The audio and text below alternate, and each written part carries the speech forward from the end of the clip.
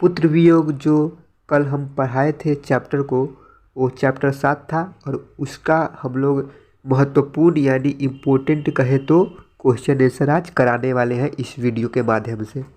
देखिए महत्वपूर्ण प्रश्न है जो 2024 के एग्ज़ाम में पूछेगा, क्योंकि बच्चों आज से हम लोग का टारगेट यही रहेगा कि 2024 में 400 से ज़्यादा अंक कैसे लगे, क्योंकि अब 2 मंथ बचा है बाबू।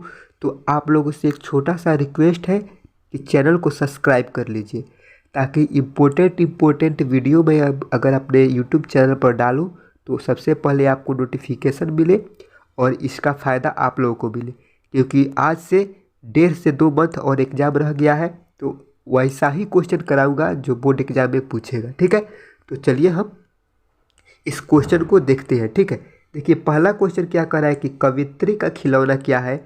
ये एकदम VVI प्रश्न है बाबू, ठीक है, जो बोर्ड एग्जाम में पूछेगा। देखिए उत्तर में क्या लिखेंगे कि कवित्री का खिलौना उसका बेटा है, बच्चों को खिलौना प्रिय होता है, वह उनकी सर्वोत्तम प्रिय वस्तु होती है। सभी को पता है कि बेटे का खिलौना, मतलब कवित्री कहना चाहती है कि खिलौना बेटे सब यानी छोटे छोटे बच्चों का प्रिय होता है। उसी प्रकार कवित्री के लिए उसका बेटा उसके जीवन का सर्वोच्च उपहार था, जो कि मर चुका था, इसलिए वह कवित्री अपने बेटे को खिलौना कहती है। कितना आसान भाषा में क्वेश्चन था, यह पूछेगा तो 2 नंबर में पूछेगा। और इस वीडियो के माध्यम से शॉर्ट क्वेश्चन और लॉन्ग क्वेश्चन 7 प्रश्न है जो छांट कर आपको लाए हैं, जो बोर्ड एग्जाम में पूछेगा, ठीक है। चलिए अगला प्रश्न पर चलते हैं, दूसरा प्रश्न पर।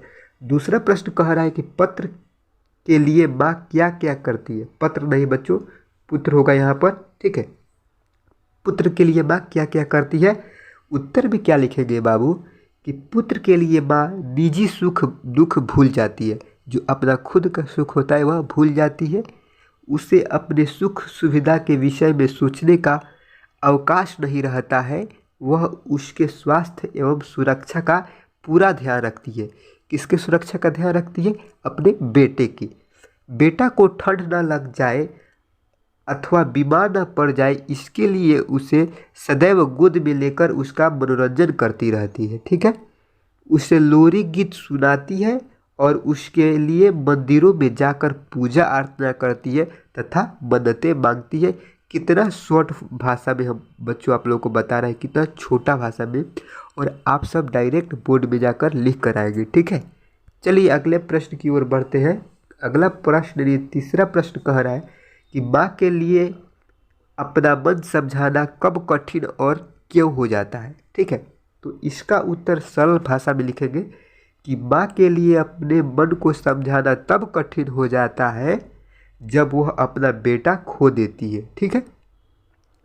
बेटा माँ की अमूल्य धरोहर होता है, माँ की आंखों का तारा होता है, माँ का सर्वत्र यदि क्रूर नियति द्वारा उससे छीन लिया जाता है।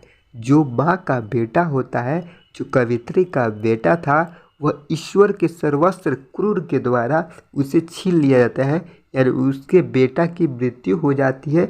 तो माँ के लिए अपना मन समझाना कठिन हो जाता है। कवित्री कितना अच्छा बात कही है, यह उनके लिए भी हुआ था और जगत के सारी माँ के लिए भी यही होगा, ठीक है। अगला प्रश्न क्या है कि पुत्र को छौना कहने से क्या भाव छुपा है, उद्धृत कीजिए। मतलब जो पुत्र को छौना प्रयोग की है वह क्या भाव है उसको बताइए। तो देखिए उत्तर में लिखेंगे कि छौना का अर्थ होता है हिरण आदि पशुओं का बच्चा, ठीक है। छौना का अर्थ ऑब्जेक्टिव में भी पूछ सकता है कि क्या होता है, हिरण या कोई भी पशु का बच्चा। पुत्र वियोग शीर्षक कविता में कवित्री ने छौना शब्द का प्रयोग अपने बेटे के लिए किया है। हिरण अथवा बाघ का बच्चा बड़ा भोला तथा सुंदर दिखता है, इसके अतिरिक्त चंचल तथा तेज भी होता है।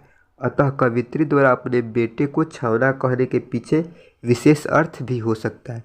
देखिए कवित्री छौना क्यों कहती है, हिरण का बच्चा या किसी भी पशु के बच्चा बहुत ही मतलब सुंदर दिखाई देते हैं, अमूल्य होते हैं, ठीक है। भोलापन उसमें छुपा रहता है, सुंदर होते हैं। वही अपने बेटे को भोलापन, कोई भी माँ हो अपने बेटे को मतलब अच्छी से पाल पोस कर बड़ा करती है और उसके लिए वह कितना भी बड़ा क्यों नहीं हो जाए वह छोटा ही रहेगा माँ के नज़र में। ठीक है, तो इसीलिए छावना का प्रयोग की है। देखिए